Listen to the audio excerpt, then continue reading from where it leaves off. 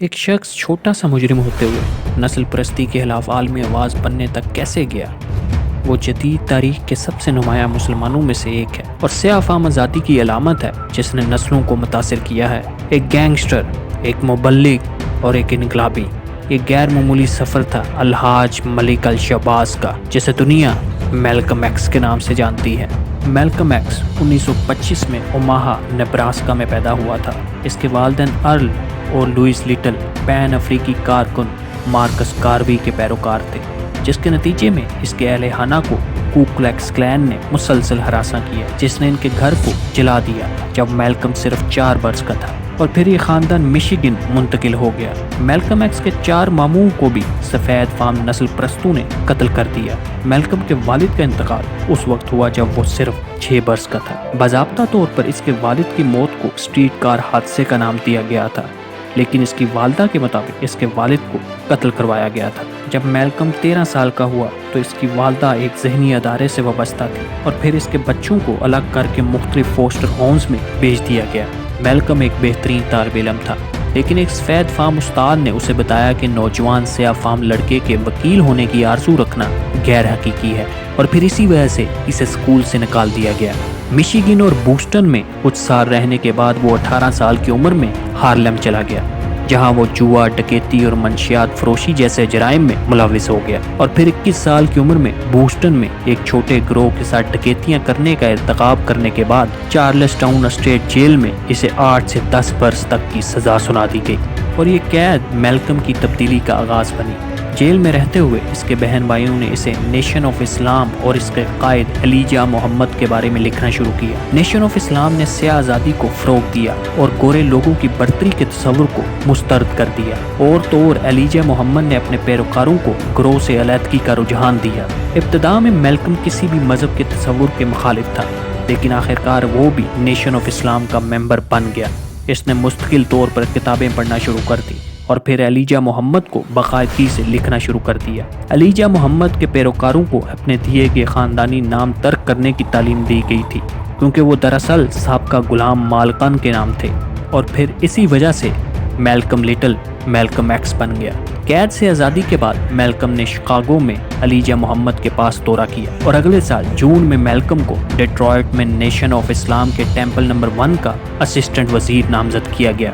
اور بعد میں اس نے بوسٹن میں ٹیمپل نمبر 11 قائم کیا، اور پھر فلاڈیلفیا میں ٹیمپل نمبر 12 بنا کر وہاں تک توسیع کر دی، اور آخر میں اس کو ہارلم میں ٹیمپل نمبر 7 کی قیادت کرنے کے لیے منتخب کر لیا گیا، جہاں وہ ممبرشپ میں بہت زیادہ اضافے کی وجہ بنی، اور نیشن آف اسلام کے یوں ابھرتے ہوئے اسٹار کی حیثیت سے اب FBI نے اس پر خاص نظر رکھنا شروع کر دی۔ میلکم کی قومی اہمیت میں اضافہ 1957 میں ہوا، جب اس نے ایک پولیس اسٹیشن میں مداخلت کی اور نیشن آف اسلام کے ممبروں کو نیو یارک پولیس کے مارنے پیٹنے پر آواز اٹھائی تھی، اور ان ممبروں کے لیے طبی امداد اور قانونی مدد کا بندوبست کیا تھا، اور اسی وجہ سے پولیس اسٹیشن کے باہر مظاہرین کی بھیڑ بڑھ کر 4000 ہو گئی، اور پھر میلکم کے بھیڑ پر قابو پانے نے نیو یارک پولیس ڈپارٹمنٹ کو ہلا کر رکھ دیا، اور ہفتوں کے اندر پولیس نے اسے نگرانی میں لے لیا اور باضابطہ طور پر نیشن آف اسلام آرگنائزیشن میں در اندازی شروع کر دی۔ 1958 میں میلکم نے اپنی اہلیہ بیٹی سے شادی کی، جس سے اس کی 6 بیٹیاں پیدا ہوئیں۔ میلکم کا اثر و رسوخ پرنٹ میڈیا اور ٹیلی ویژن کے ذریعے بڑھتا ہی جا رہا تھا، اور اس نے بین الاقوامی نمائش حاصل کرنا شروع کر دی۔ اپنی سپیچ کے دوران میلکم کے یہ الفاظ تھے: کون ہے جو ہارلم میں جسم فروشی کو کنٹرول کرتا ہے؟ یہ سفید فام ہے۔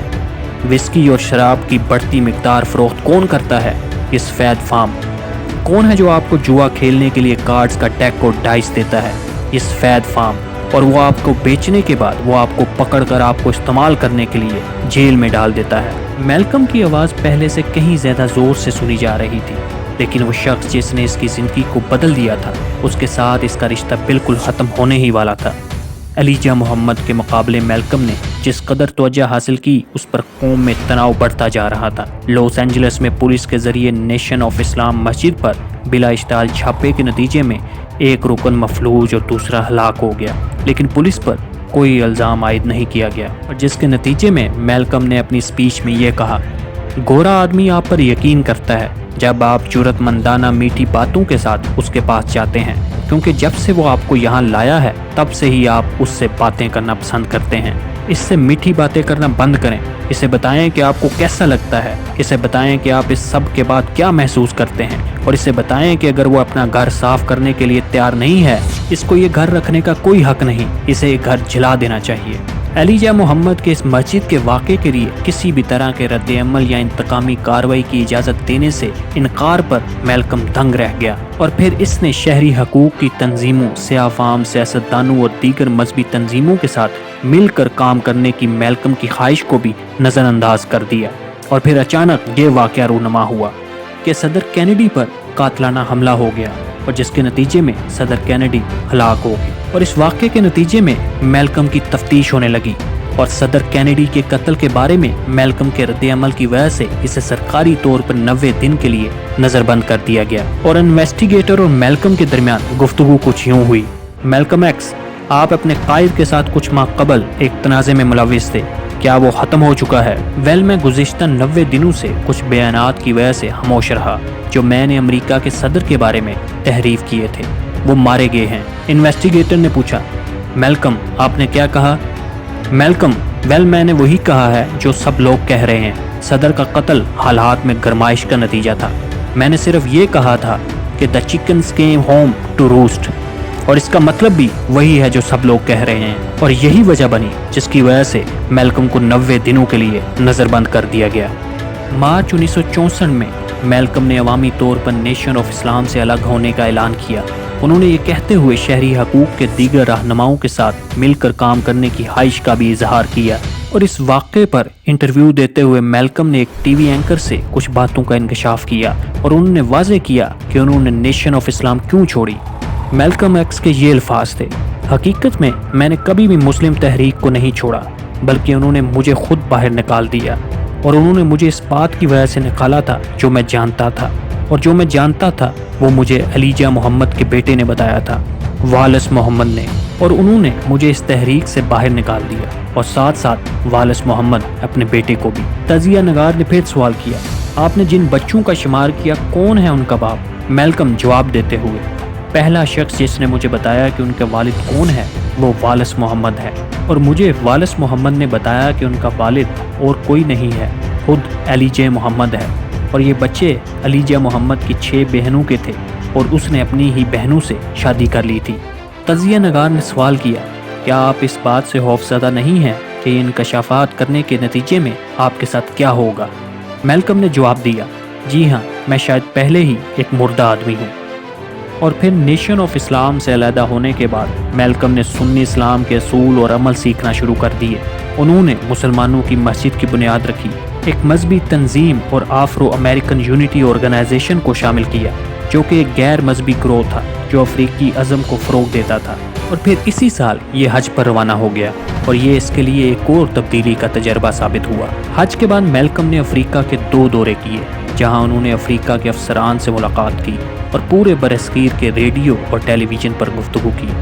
اور پھر قاہرہ میں انہوں نے افریقی اتحاد کی تنظیم کے اجلاس میں شرکت کی، اور گھانا کے قوام نکرومہ سمیت افریقہ کے اعلیٰ ترین رہنماؤں سے ملاقاتیں کی، جن میں مصر کے جمال عبد الناصر اور الجیریا کے احمد بن بیلا، اور یہ سب حکمران میلکم کو اپنی اپنی حکومتوں میں سرکاری عہدوں کی پیشکش بھی کرتے تھے۔ میلکم نے فیڈل کاسترو سے بھی ملاقات کی، اور وہ نئی تشکیل شدہ فلسطین لبریشن آرگنائزیشن سے ملنے والے پہلے سیاہ فام امریکی رہنماؤں میں شامل ہوتے ہیں، اور سیاہ فام فلسطینی یکجہتی کی اس روایت کے لمبرداروں میں سے ایک تھے،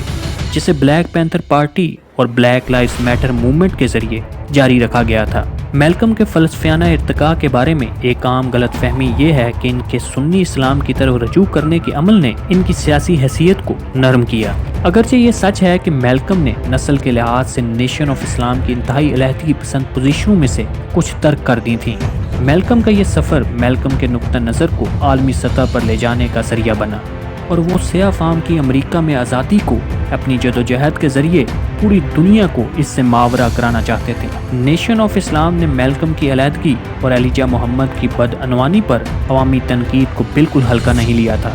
اور اسی وجہ سے میلکم کے اہل خانہ کو بار بار دھمکیاں دی گئیں، ان کی کار پر بمباری کی گئی، اور ایف بی آئی کی نگرانی کے ریکارڈ سے یہ پتہ چلتا ہے کہ قانون نافذ کرنے والے افراد کو معلوم تھا کہ نیشن آف اسلام کے اندر موجود عناصر اس کی موت پر کھلے عام بحث کر رہے ہیں، اور پھر اس کا گھر بھی جلا دیا گیا۔ 21 فروری 1965 کو میلکم مین ہیٹن کے اوڈوبن بار روم میں آفرو امریکن یونٹی کی تنظیم سے خطاب کر رہا تھا تو اس سے 21 گولیاں ماری گئیں، اور جس کے نتیجے میں نیشن آف اسلام کے 3 ممبران کو قتل کے مقدمے میں سزا سنائی۔ لیکن ابھی بھی کچھ سوالات باقی ہیں۔